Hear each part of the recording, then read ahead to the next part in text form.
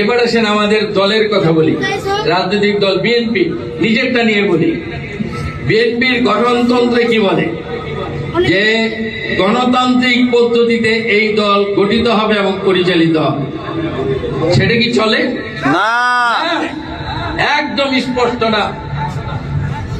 যদি গণতান্ত্রিক পদ্ধতিতে আমাদের এই দল চলতো, তাহলে এই নেতা কর্মীরা যারা হতাশ নেন। এবার আসেন আমাদের দলের কথা বলি।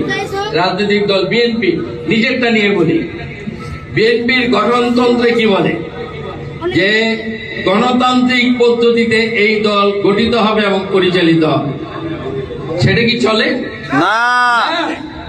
একদম স্পষ্ট না। যদি গণতান্ত্রিক পদ্ধতিতে আমাদের এই দল চলতো, তাহলে এই নেতা কর্মীরা যারা হতাশ